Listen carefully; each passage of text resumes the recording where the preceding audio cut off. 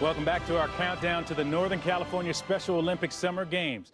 It was Eunice Kennedy Shriver who in 1968 started a movement targeting the roughly 200 million people with intellectual disabilities. 40 years later, the movement continues to thrive, including at the California State Capitol, where Eunice's daughter Maria Shriver is carrying on the tradition alongside the governor, Arnold Schwarzenegger. Bill Patrick from our sister network Versus breaks it down. The governor may be a maverick advocate, but the original champion for those with intellectual disabilities is unquestionably Eunice Kennedy Shriver, the founder of the Special Olympics. Eunice Kennedy Shriver is a pioneer who literally changed the way persons with intellectual disabilities are treated and viewed, not only in the United States, but in Africa and around the world. My mother has been a key leader in the field of intellectual disabilities. I think she has done more than any other single human being alive. And she's still striving to make sure that people with special needs are equal, are mainstreamed, are viewed as capable, are viewed as athletic, and she will not rest until that is a worldwide acceptance. We had a sister, Rosemary, who was challenged intellectually, and Eunice would spend the extra time with Rosemary, teaching her and making sure that she felt included.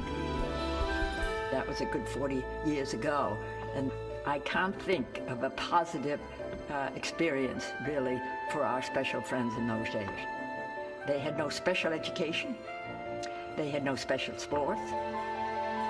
It's very hard in a classroom when you're in the 6th grade to try to compete against somebody who's doing math or geography. But if you could go with that same person out on a field and play a sport, our special friend will excel. It was really that spirit that started the Special Olympics. Today, many of you will win. But even more important, I know you will be brave and bring credit to your parents and to your country. Let us begin the Olympics. Thank you. Eunice is tireless and fearless and reflects a sense of goodness, so it's very difficult for people to say no to Eunice. After President Kennedy was sworn in, he used to joke that he feared seeing Eunice because Eunice always had an agenda. Her fingerprints are on legislation, on schools, on institutions, on perceptions, and I think most importantly on individual lives. I know.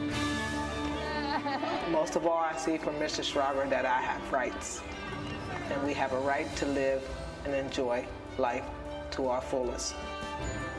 And still today, almost 3 million people take part in Special Olympics, and it started with one lady who gave 48 years of her life to show the world of what we can do.